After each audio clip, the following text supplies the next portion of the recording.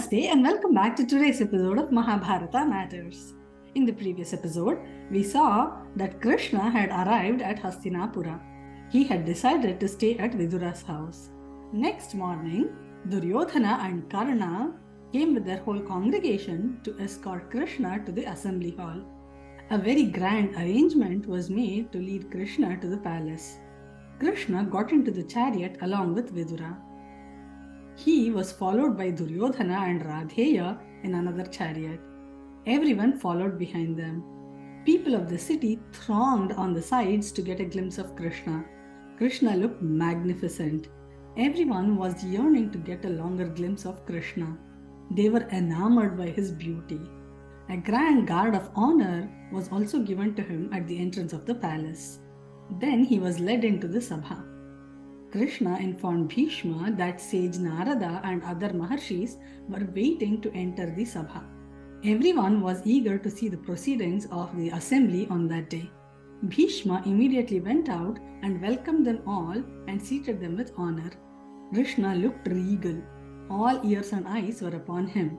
Everyone wanted to hear what he had to say. Krishna started to address King Dhritarashtra. He said, "I have come here to avert a great war. You are born in the great Kuru dynasty. The Kuru Vamsha is highly reputed and all kings have made great name for themselves. Why do you alone want to go astray and bring a bad name to your family?" he said. "Your brother's sons have always obeyed you and stayed on the path of dharma. They have respected you as if they were your own sons. Your sons, on the other hand, have been very evil and cruel. They have no discipline or respect for elders. They are not on the path of dharma either. They have become dangerous not only to themselves but to the entire world. No good has ever come out of war. Think about the glory you will attain when you have the support of the Pandavas. Your sons are very powerful. Along with that, if you have the joint support of the mighty Pandavas, nobody will raise an eye on the Kuru dynasty. You will become the most glorious and powerful king on the entire earth. Just give them back their kingdom. They will not try to encroach your land anytime. They will live a dharmic life. The Pandavas want peace and harmony in the world. I have come as their Śānti Dūta, a messenger for peace. You are the king and you are the authority. You have the power in you to avert a great war. This war will bring only infamy.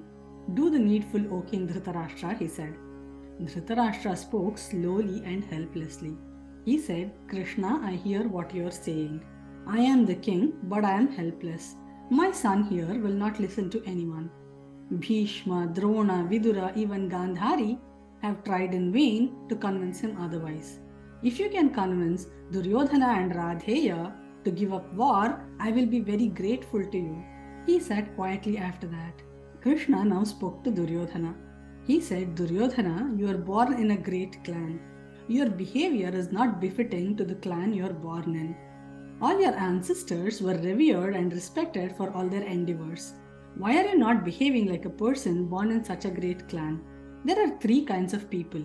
The first kind are the righteous ones who always follow the path of dharma. The second are the type who only look for what's in it for them, only for their profits. Even if you belong to the second type, this Sandhi alliance is only profitable to you.